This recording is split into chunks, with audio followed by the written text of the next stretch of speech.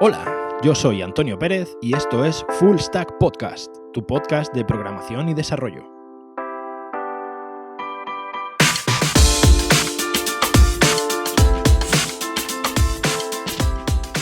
Basado en hechos reales.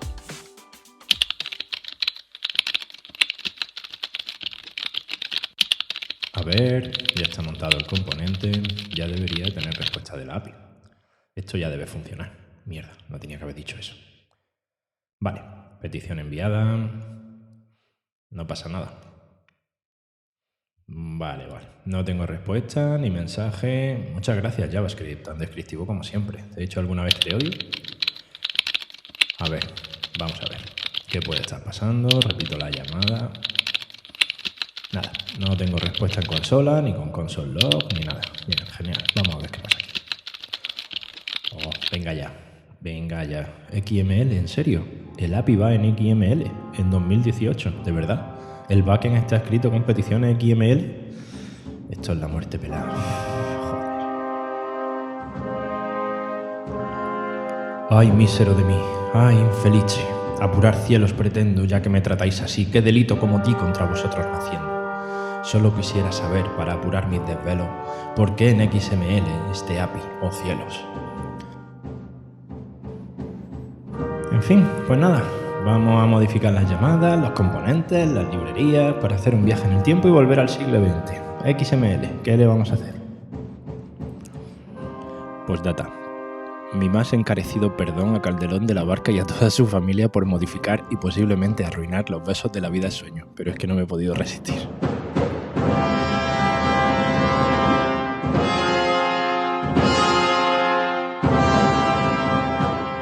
Bien, y tras esta, de nuevo ha vuelto la tontería de la semana. De nuevo vuelvo a pedir perdón por el sacrilegio que acabo de hacer con los versos de Calderón. espero que al menos haya resultado gracioso. Bueno, vamos a hablar en este episodio número 6, vamos a hablar de lenguajes de backend. Vamos a seguir con nuestra miniserie y vamos a precisamente ver un poco cómo trabajar en backend, qué lenguajes tenemos a nuestra disposición y tal, y un poco una comparativa entre todos ellos para ver cómo... Bueno, para que cada uno de vosotros tengáis cierta información a la hora de elegir un lenguaje de backend. Antes de comenzar describiendo los distintos lenguajes, vamos a ver algunos conceptos principales que me parece que son bastante importantes para precisamente el desarrollo de aplicaciones web a día de hoy. En primer lugar, tenemos que tener ciertos conocimientos. Trabajar en backend en ocasiones es bastante arduo. Se requiere tener un poco un nivel de abstracción un poquito alto, ¿vale? O sea, no vais a tener, la mitad de las veces no vais a tener nada en pantalla. Como mucho en pantalla vais a sacar un JSON, un archivo JSON, vais a estar la mitad del tiempo trabajando con Postman y tal.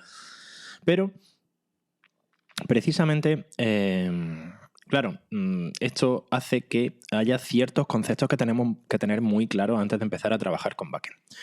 Vamos a ver algunos de estos conceptos, aunque a algunos de ellos incluso les dedicaré su propio programa. En primer lugar, tenemos que tener claro qué es una API. Incluso sería bastante interesante conocer el API, digamos el RESTful API, digamos la convención RESTful para generar estas APIs precisamente.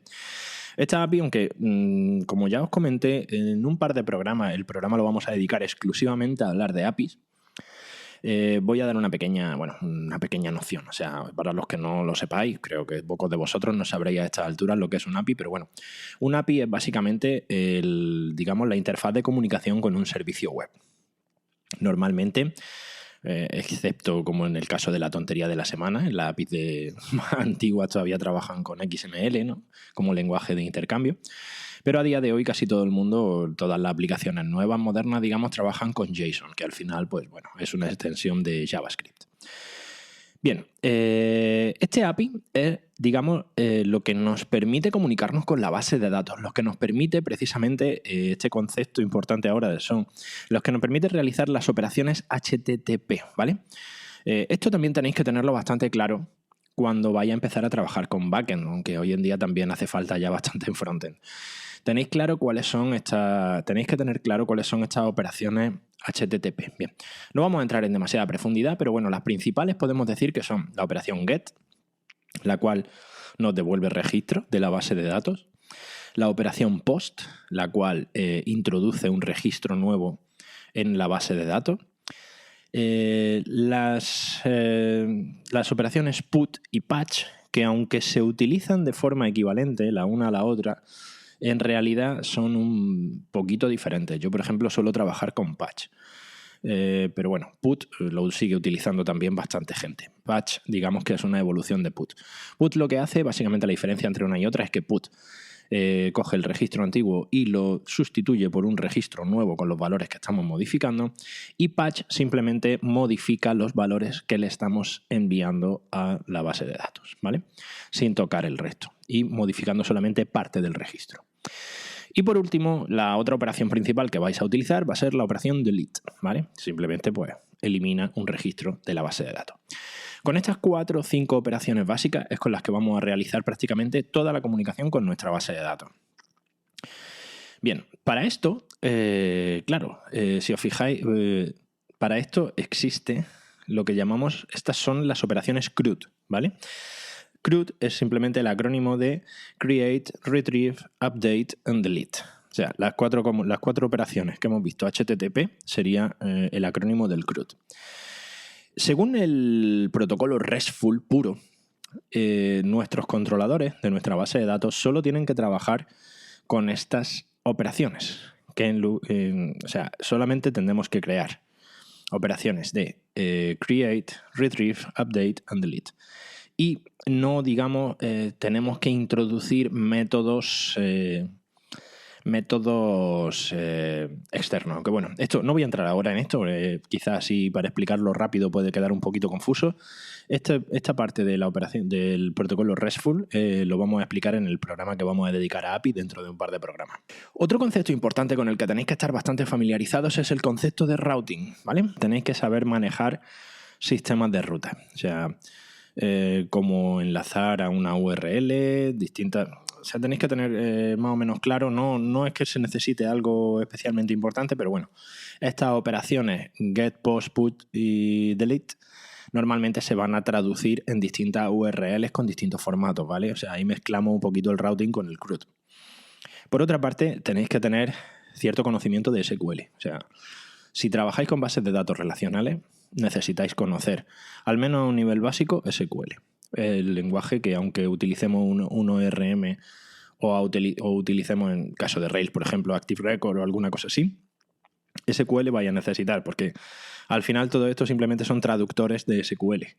Y va a haber algún momento, sin duda, va a haber algún momento en el que tendráis que tirar de SQL puro. O sea, hay momentos en los que realmente una query, un ORM no te cubre tampoco el 100% de los casos y en algún momento vaya a necesitar tirar de SQL, ¿vale? Y por último, necesitaríais, o sería bastante interesante que supierais o al menos conocierais distintos tipos de bases de datos o qué tipo de bases de datos es la que vais a necesitar.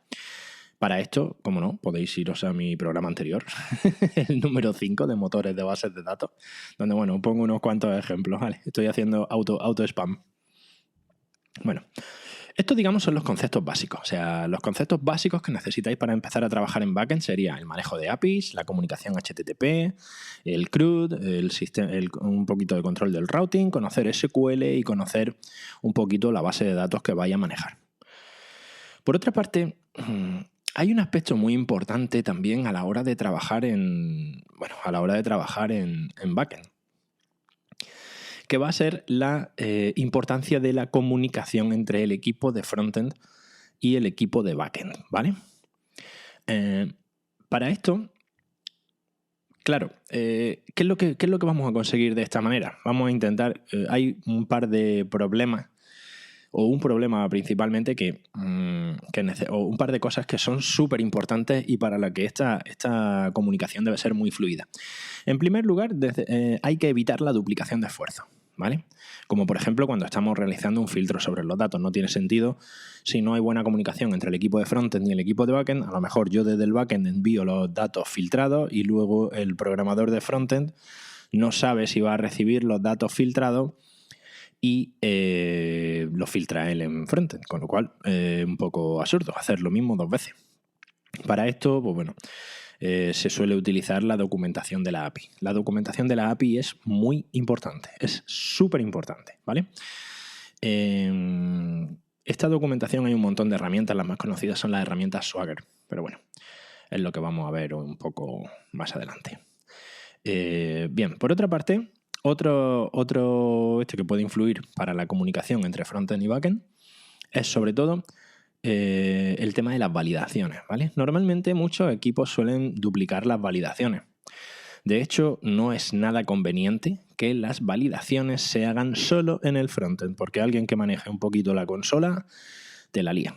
Es capaz de enviarte peticiones saltándose en frontend. Si tú no has hecho validaciones sobre los datos o evitado inyecciones de SQL, por ejemplo, en el backend también te vas a encontrar con que alguien te va a petar la base de datos, ¿vale? Así que importantísimo. Las validaciones tienen que estar siempre en el backend. Si aparte de eso queréis hacerlas también en el frontend luego queda muy bonito cuando antes de realizar la petición tú ya le estás diciendo al usuario que le faltan datos o que algunos datos son incorrectos. Con lo cual es una buena práctica para estas dos cosas, digamos, establecer las validaciones tanto en frontend como en backend. ¿Qué nos va a hacer eso? Pues por una parte vamos a cubrir todo el tema de seguridad de la base de datos en el backend y vamos a mejorar la experiencia del usuario en el frontend. Bien. Un último punto antes de empezar a describir los distintos lenguajes de backend que me gustaría dejar claro aquí es la diferencia entre lenguaje y framework. Muchas veces, y yo el primero, ojo, o sea, tendemos a utilizar estos dos vocablos de forma indistinta. O sea, normalmente hay veces que yo hablo de Rails como un lenguaje y veces que digo que trabajo con Ruby. Una pequeña diferencia. O sea, vamos a ver qué diferencia hay. La diferencia, por ejemplo, entre Ruby on Rails, por ejemplo, con lo que yo trabajo. El lenguaje es Ruby. Yo podría trabajar con Ruby sin necesidad de trabajar con Rails. Rails es solamente el framework que me facilita el trabajo con Ruby, ¿vale? Cuando hablemos de Ruby on Rails, el lenguaje es Ruby y el framework es Rails. Con Python, por ejemplo. Python, el lenguaje es Python y el framework normalmente es Django o puede ser Flask, ¿vale? Los frameworks simplemente son herramientas, son wrappers que nos permiten trabajar mucho más cómodo y de mejor manera con el lenguaje que estamos utilizando. El caso, por ejemplo, también de JavaScript, Node.js. Node.js es el framework que nos permite trabajar de forma más sencilla con JavaScript, ¿vale? Pero al final el lenguaje es JavaScript. El lenguaje más feo del mundo, no os enfadéis, pero lo es. Útil, pero muy feo. Me oiré muchas veces decir que odio JavaScript, acostumbraros, lo siento. Y vamos a empezar a describir los distintos lenguajes con los que, bueno, una pequeña selección de lenguajes que os he hecho, que en este momento, bueno, son de lo más utilizado en desarrollo web, sobre todo. Vamos a centrarnos en desarrollo web. En primer lugar, vamos a hablar de Python y de sus frameworks Django y Flask, sobre todo. Bien, Python, este lenguaje cada vez cuenta con más adeptos. La verdad que Python es un lenguaje muy bonito, o sea, realmente es un lenguaje muy simple, un lenguaje muy elegante y desde luego muy, muy legible, ¿vale? Es muy bonito trabajar con Python, me llama mucho la atención cómo directamente elimina los begin, los end, directamente con la indentación. No sé si conocéis Haml, pero sigue el mismo principio. O sea, tú directamente, si indentas una línea de código, se supone que esa línea de código está dentro de su padre. Directamente con la indentación van marcando lo que serían, por ejemplo, las llaves de las funciones en JavaScript o los begin, end en Ruby. O sea, es un lenguaje muy bonito. O sea, es muy simple, muy bonito y muy elegante. La verdad que os debo decir que como lenguaje, a mí me encanta Python, aunque realmente no desarrolle con él. Otra de las características de Python es que es completamente orientado a objetos, ¿vale? Es un lenguaje que si conoces bien, vienes de un lenguaje tipo Java o algo así, te va a costar muy poco trabajo adaptarte a la forma de trabajar de Python. Para mí es más sencillo, bastante más sencillo de aprender y de leer que Java. Es un lenguaje interpretado, ojo, no es un lenguaje compilado. Pasa igual que con PHP o con Ruby, son lenguajes interpretados, no son lenguajes compilados, ¿vale? Y luego tiene, no como JavaScript, por ejemplo, JavaScript es un lenguaje compilado. Y luego tiene su propio gestor de paquetes, ¿vale? Eso hace que, bueno, trabajar con Python y con los paquetes de Python sea muy sencillo. De hecho, Python está teniendo muchísimo éxito en sobre todo para el manejo de datos. Una cosa que a mí me sorprendió mucho, porque realmente es un lenguaje que tiene unas librerías, se está utilizando bastante en temas de Big Data, como lenguaje científico, como lenguaje en universidades. En universidades se está extendiendo muchísimo este lenguaje, porque realmente tiene una serie de librerías científicas que han hecho que Python realmente coja mucha importancia, mucha preeminencia en este tipo de entorno, ¿vale? Mucha gente lo está utilizando, ya os digo, sobre todo para procesar Big Data y para procesar este tipo de información. A esto ha contribuido mucho también una herramienta que es muy curiosa para Python, que se llama Jupyter Notebooks. Creo que Jupyter Notebooks ahora creo que ya se puede utilizar con más lenguaje y tal, pero a la hora de hacer pruebas con Python era como tener tus propias libretas y en cada hoja de la libreta un pequeño programita, una rutina. Era bastante curioso. La verdad que lo he utilizado alguna vez y era bastante curioso. Bueno, debo decir que hablo de Python un poco desde... No tengo un conocimiento muy profundo de Python. He hecho algunas pruebas, he hecho algunas cositas, he jugado y tal, pero realmente yo no he construido ninguna aplicación comercial o para un cliente con Python, ¿vale? Bien, los principales frameworks que tenemos para Python disponible, el que más se utiliza, se utilizan muchísimo los dos en realidad, son sobre todo Django y Flask, ¿vale? Flask es un framework muy ligero, muy pequeñito. O sea, realmente mucha gente lo utiliza precisamente para hacerse pues, aplicaciones pequeñas, cosas chiquititas, y realmente, por lo visto, bastante sencillo de manejar Flask. Luego también está Django. Django ya es bastante más complejo para, digamos, realizar aplicaciones que tengan bastante más entidad, ¿vale? Y una de las cosas mejores que tiene Python en este caso sería la comunidad. La comunidad de Python es muy extensa. Hay una gran comunidad de desarrolladores que realmente además es muy activa, muy extensa, hay muchísima documentación, hay infinidad de cursos. Si os metéis en alguna plataforma tipo Udemy o algo así, vaya a tener una cantidad de cursos de Python que realmente es impresionante, bastante impresionante. Ya os digo, es un lenguaje bastante aconsejable para desarrollo web y sobre todo, bueno, para desarrollo de backend, y si necesitáis hacer alguna aplicación en la que el volumen de datos que vayáis a manejar sea bastante interesante, incluso hay mucha gente que está ya utilizando Python con MongoDB, con bases de datos no SQL, precisamente para manejar todo este Big Data. Bien, esto en cuanto a Python, ¿vale? Seguimos y el siguiente lenguaje de backend con el que vamos a tratar va a ser Node.js. Node es un lenguaje, bueno, conozco gente que trabaja con él y están muy contentos. Yo no lo he manejado tampoco, yo sí es verdad que no he trabajado con Node. Conozco más o menos algunas de sus principales características, pues por charlas y tal, y bueno, por investigación que he hecho y algunas, bueno, las típicas tonterías que hacemos cuando tenemos algo de tiempo, no el que nos gustaría. Pero bueno, Node.js es un framework de JavaScript, con lo que al final estamos trabajando con JavaScript, ¿vale? Así que, claro, Node.js tiene las principales ventajas que tiene JavaScript, pero también tiene los principales inconvenientes que tiene JavaScript, sobre todo para el backend. A mí personalmente, aparte de no gustarme JavaScript en general, pero bueno, para backend no creo que JavaScript, en mi caso particular o en mi humilde opinión, seguramente errada, en mi opinión, JavaScript no es un lenguaje que a mí me guste mucho para trabajar en backend, ¿vale? Nos hace los procesos bastante más largos y cosas que normalmente en backend se solucionan de forma muy sencilla, digamos que JavaScript la complica un poco innecesariamente. Bien, la arquitectura de Node es una arquitectura basada en eventos, como en la arquitectura de JavaScript, lógicamente, lo cual quiere decir que este no es un lenguaje interpretado, ¿vale? Este es un lenguaje compilado. Esta arquitectura basada en eventos nos genera estos paquetes de JavaScript que hacen que, por una parte, la ejecución en el servidor sea más rápida que con un lenguaje interpretado, responda mejor a muchas cosas, pero JavaScript para backend tiene una característica que, por una parte, en muchas cosas es muy interesante, pero tenéis que tenerlo muy, muy en cuenta a la hora de trabajar en JavaScript, sobre todo si venís de un lenguaje interpretado como PHP o como Python o como Ruby. JavaScript es, por definición, multithread, ¿vale? ¿Esto qué significa? Que no bloquea la línea de ejecución del código.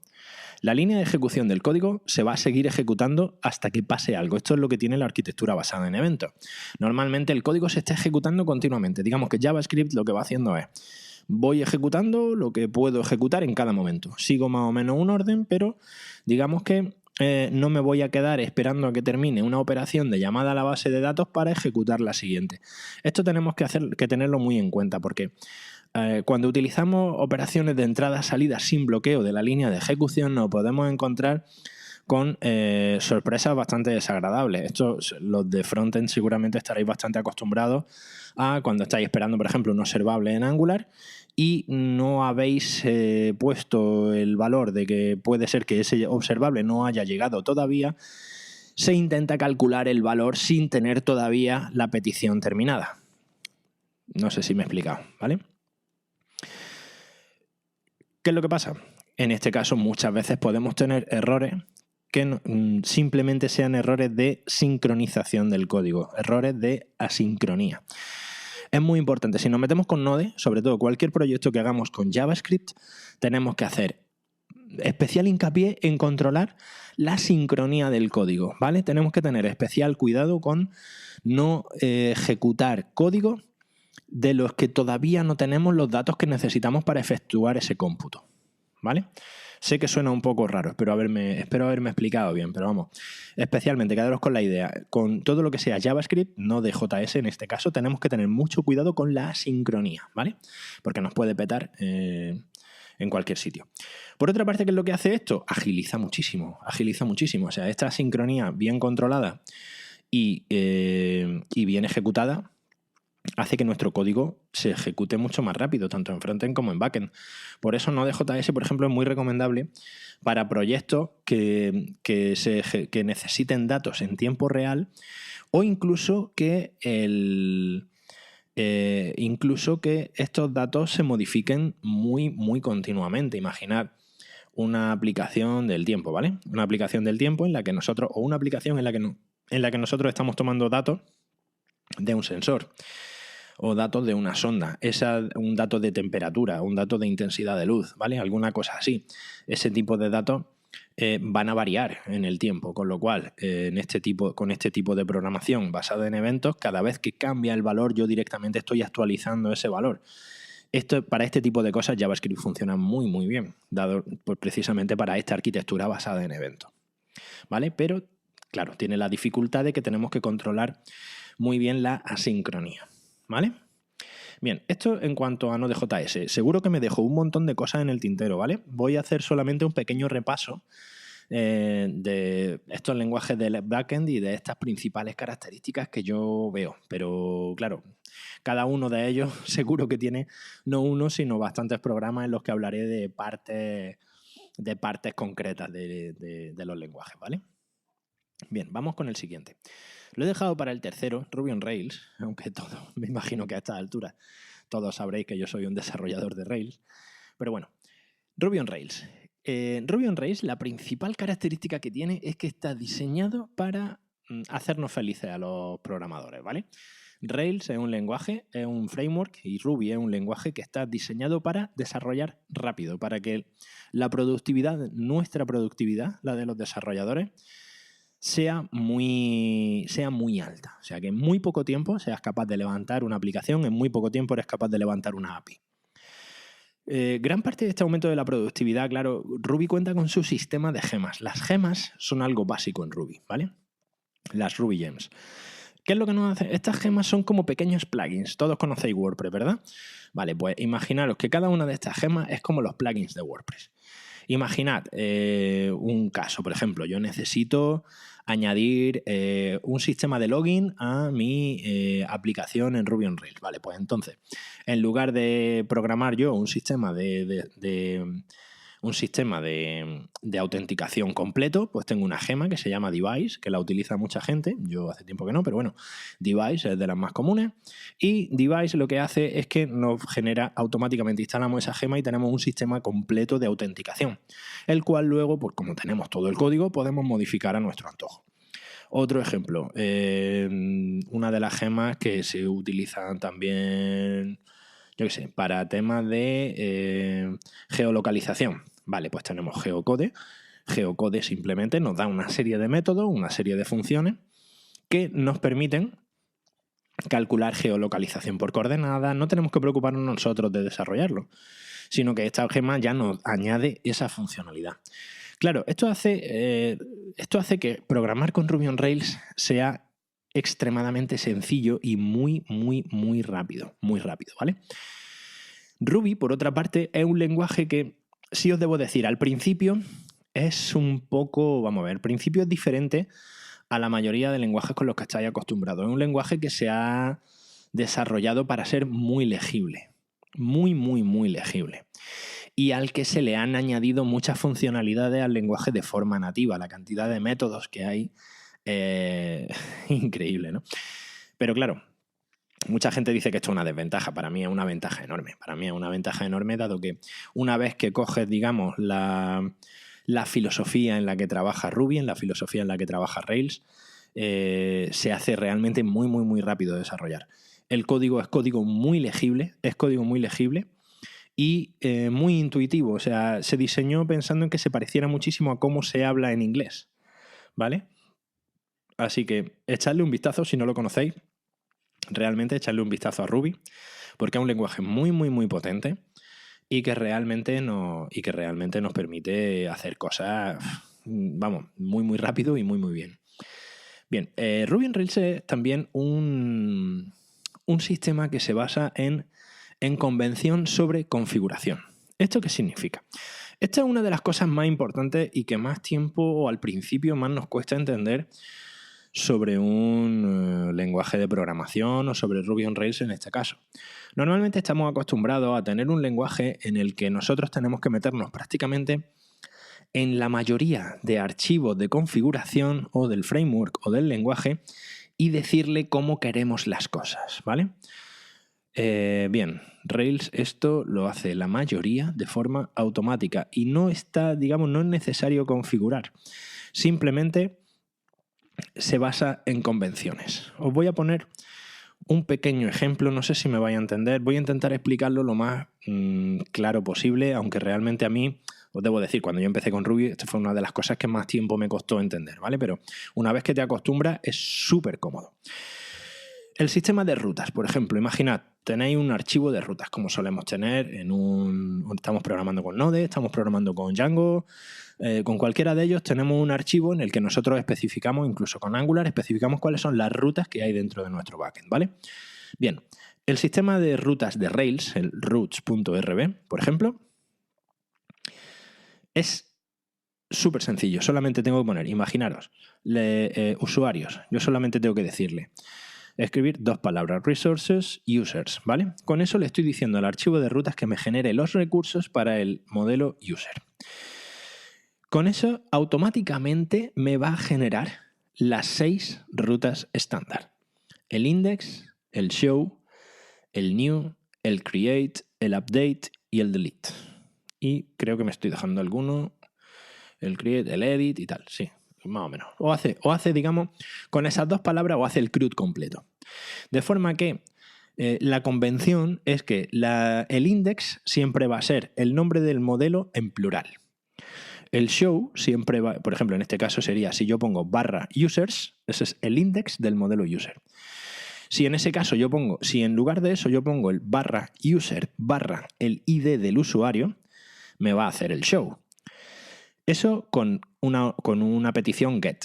Si yo el /users en lugar de un get le hago un post, automáticamente se va a hacer el create de esa URL, el create de ese modelo del user. Si en lugar de un post envío a /users un patch / el ID del usuario, lo que voy a hacer va a ser un update de ese usuario. Y si en lugar de /users con la ID, en lugar de un patch, mando un delete, lo que me va a hacer va a ser crearme el delete. O sea, ya tengo el CRUD completo con 2 palabras. Solamente en el archivo routes tengo que especificar 2 palabras y me ha creado el CRUD completo de todas las rutas. A esto es lo que me refiero con convención sobre configuración, ¿vale? Esto es un pequeño ejemplo, espero que más o menos lo hayáis entendido, pero esto hace que muchísimas partes del lenguaje sean muy rápidas, muy rápidas de desarrollar, y siguiendo las convenciones de Rails, por ejemplo, todo esto nos lo simplifica muchísimo.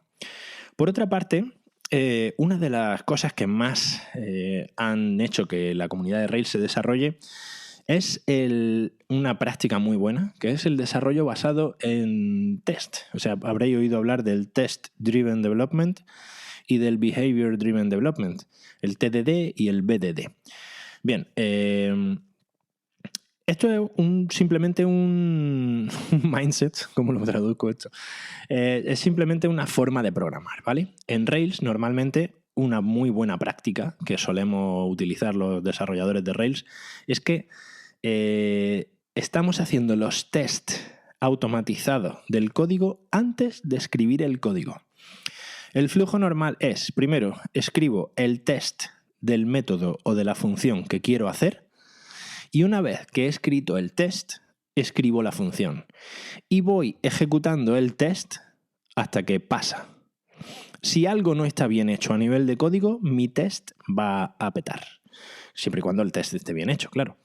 Por ejemplo, si voy a hacer un login, pues primero hago el test que me dice, vale, espera, en este cuadro se va a meter una dirección de correo, en este otro cuadro se va a meter una contraseña, y de ahí tiene que venirme una respuesta con un estado HTTP 200 y con el mensaje te has logueado correctamente. Bien, eso sería el test. Ahora, una vez que tengo escrito el test, hago el método que va a hacer el login. Y si cuando termine el login yo ejecuto el test y el test no pasa, el login está mal hecho. Esta es una forma de trabajar muy cómoda que, bueno, que se utiliza ya en bastantes lenguajes, lo que se conoce como TDD o BDD, y que aumenta un poquito el tiempo de desarrollo, pero hace que hagamos código de muy buena calidad. No os preocupéis si no habéis entendido mucho. El tema de los tests es algo bastante arduo, al principio bastante complicadillo, pero bueno, seguro que dedico más de 1 y más de 2 programas al tema de los tests, porque es muy interesante. Es una de las prácticas que, si no estáis haciendo, deberíais plantearlo. Y luego, otra de las ventajas de Rails, de Ruby on Rails, es que a día de hoy son de los programadores mejor pagados del mundo. Es un lenguaje que tiene mucha demanda a nivel profesional, ¿vale? Ruby on Rails, y está bastante demandado. Bien. No voy a hablar más de Rails, que me vaya a decir que soy un talibán, no es el caso, pero bueno. Vamos a hablar ahora de lenguajes más tradicionales en los que no me voy a entretener mucho, ¿vale? Tenemos como lenguajes de backend, otra opción que tenéis, claro, por supuesto, son PHP, Java o C++. Estos son lenguajes más antiguos, ¿vale? Sobre todo Java y C++, bueno, y PHP también. De ellos, incluso Java y C++ están más enfocados a backends de desarrollo empresarial, ¿vale? A gestión de bases de datos más para empresas, no tanto para aplicaciones web, sino para empresas. De hecho, muchos de los backends, realmente cuando tenemos que bajar a niveles ya muy exigentes, Java y C++ es lo que mejor funciona. Siguen teniendo muchísima demanda, o sea, se demandan una cantidad de programadores Java interesantísima, ¿eh? Son lenguajes muy demandados. El hecho de que sean lenguajes antiguos no significa que se estén quedando atrás, ni mucho menos. Son lenguajes que tienen un tirón fortísimo. No son tan atractivos, no hacemos cosas tan espectaculares como con estos lenguajes nuevos, ¿no?, que van apareciendo, pero son lenguajes muy sólidos y, sobre todo, muy eficientes. Muy eficientes. No hay que descartarlo porque sean lenguajes antiguos. Bueno, PHP, todos sabéis lo que pienso de PHP. Debería quedarse en el siglo XX, ¿vale? Pero bueno, sigue habiendo muchas aplicaciones escritas en PHP y alguien tendrá que darle soporte. Pasa igual que con COBOL. Todavía se siguen pidiendo programadores de COBOL. Bien. Estos serían los principales lenguajes a día de hoy. Y hay un lenguaje en concreto del que también quiero hablar, que es Golang, el lenguaje de moda. O sea, este es como el todo el mundo habla de Go, aunque prácticamente no conozco a casi nadie que programe en él, pero todo el mundo habla de Go y todo el mundo dice que es muy bueno, aunque no han programado con él. Bien.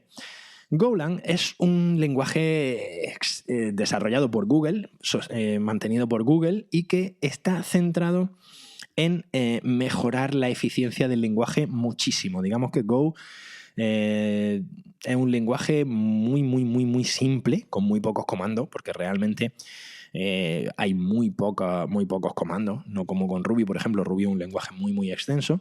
Pero Go no. Go se ha basado sobre todo en la filosofía de C. Ahora veréis más o menos lo que es. Es un lenguaje que está muy enfocado a microservicios, ¿vale? Go está muy enfocado a crear pequeñas rutinas que se ejecutan de forma independiente. Importante, no es un lenguaje orientado a objetos, ¿vale? Aquí no tenemos prácticamente el concepto de clase. Se simula de otra manera y tal, se sigue un poco la filosofía, pero no es un lenguaje orientado a objetos. Ojo. La sintaxis de Go, cuando la veis, yo cuando la vi por primera vez dije, joder, esto es C. Y luego me lo confirmó el hecho de que tiene punteros. O sea, se utilizan punteros en Go, sí.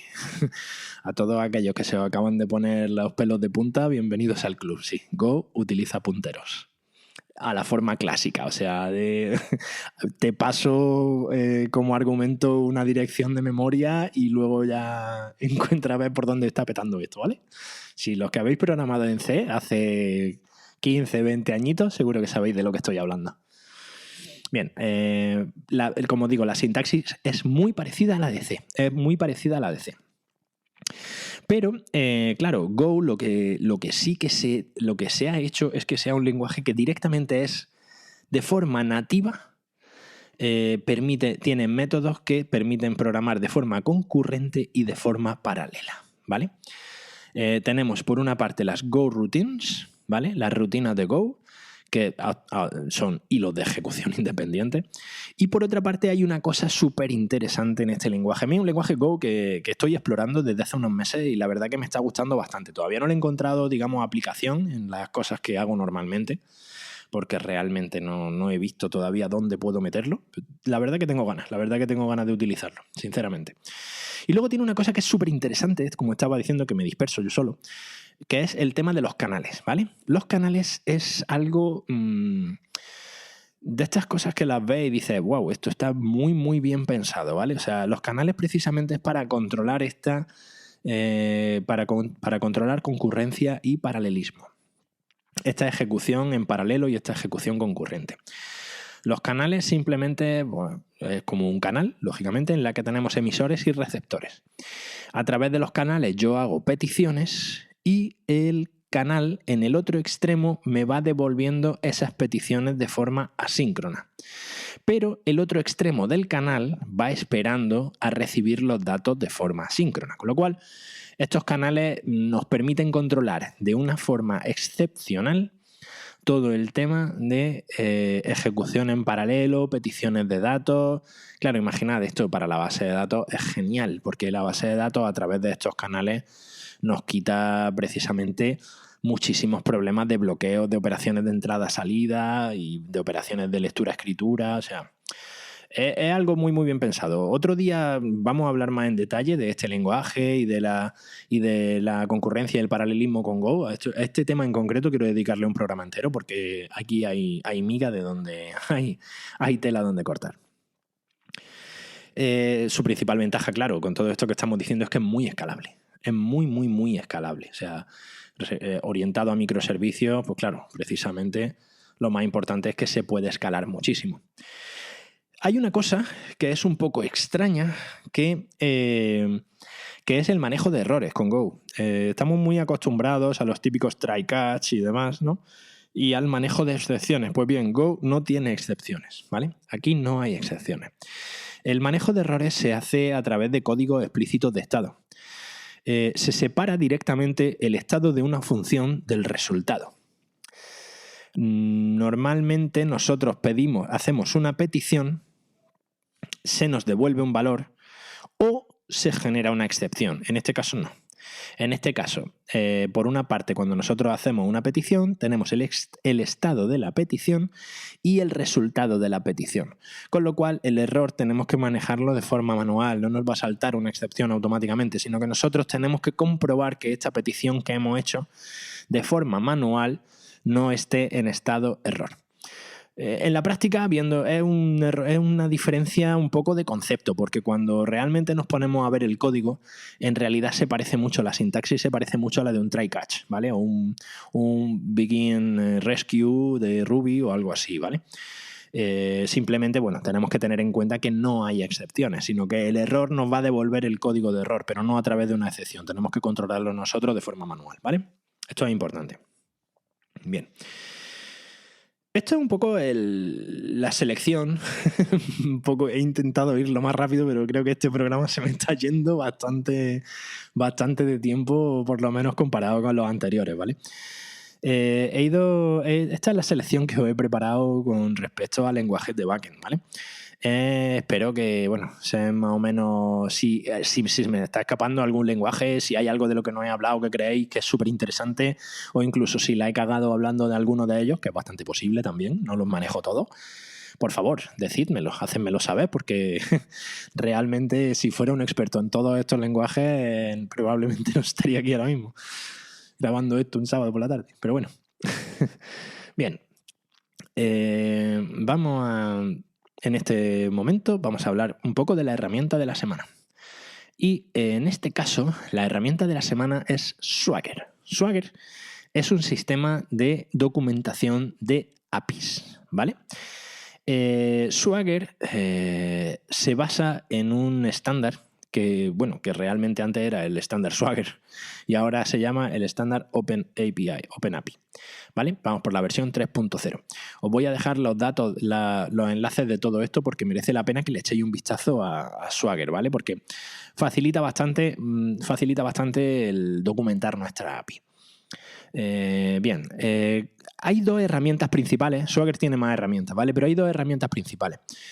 Por una parte tenemos el editor de Swagger y por otra parte tenemos el UI, el User Interface, la interfaz. El editor de Swagger, ¿qué es lo que nos hace? El editor de Swagger lo que hace es que nos da, la herramienta para que nosotros podamos generar la documentación de nuestra API, ¿vale?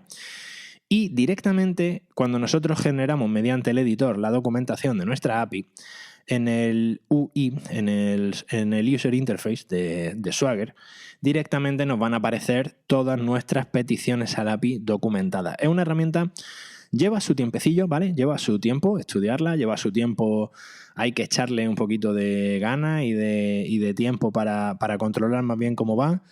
Es otra de esas cosas que dices, no sé si voy a tener tiempo para esto, pero que luego cuando has desarrollado una aplicación y quieres mirarla 6 meses después, créeme que ayuda, ¿eh? Luego para ponerte a buscar una llamada que devuelve, cuáles son los valores que le tengo que pasar al post. ¿Cuántas veces no nos ha pasado eso? Que nos ponemos a mandar un post y empieza a decir, madre mía, esto cómo iba, que tenía que mandarle aquí. Bien, este tipo de herramientas son las que nos ayudan a solucionar ese tipo de cosas, ¿vale? No lo olvidéis, Swagger Editor y Swagger UI. Para esto, lo que sí es importante, como he comentado, antes de empezar a veros incluso Swagger, es que veáis el estándar OpenAPI, ¿vale? El estándar OpenAPI, las especificaciones del estándar, os las voy a dejar también aquí en las notas del programa para que le echéis un vistazo porque digamos que esto es lo que nos va a permitir documentar bien nuestra API, ponerlo todo bien puesto, tener todos los factores, tanto los valores que tenemos que mandar en cabecera, los campos de cada uno de ellos, la versión de la API en la que están presentes o se quedan obsoletos o deprecated, bien, todo eso. O sea, es bastante interesante. La herramienta seguramente daría para un programa, la herramienta de Swagger, pero vamos, es bastante interesante que la utilicéis, ¿vale? Echadle un vistazo. Aquí os dejo todo. Y bueno, yo creo que esto es todo por hoy. Creo que este programa, creo que acabo de volver a batir el récord de nuevo. Creo que voy ya casi por 45 minutos de programa. Muchas gracias a los que habéis llegado hasta aquí y, como no, agradeceros, en serio, muchísimo la aceptación que está teniendo el podcast. No me esperaba, llevando tan solo 5 episodios, tener tanto feedback por vuestra parte. Muchísimas gracias a todos los que me habláis por Twitter, sobre todo, a los que más os leo. Os saludo a todos desde aquí, muchas gracias. Espero que sigáis así, espero que sigáis hablándome, espero que sigáis comentándome. Podéis seguirme en Twitter a través de @apcano1978. También podéis entrar en mi web, antonioperez.pro, ahí es donde está el podcast, donde están todos los episodios. Si queréis podéis comentar también ahí en los comentarios del blog o en los comentarios de cada uno de los episodios. Y, como no, por supuesto, escribirme a... tengo dirección. podéis escribirme, como no, a apcano1978@gmail.com. Y, como no, pediros, por supuesto, esa valoración tan querida de 5 estrellas en iTunes, o ese me gusta en iVoox, o incluso tengo ya algún comentario en iVoox, que os agradezco también.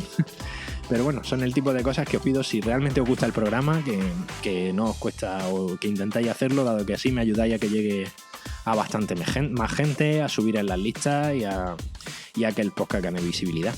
Y nada, muchísimas gracias. Perdonad el retraso esta semana al lanzar el programa. Llevo una semana un tanto movida, pero bueno. Muchas gracias a todos por estar ahí y nos vemos muy, muy, muy prontito. Hasta pronto.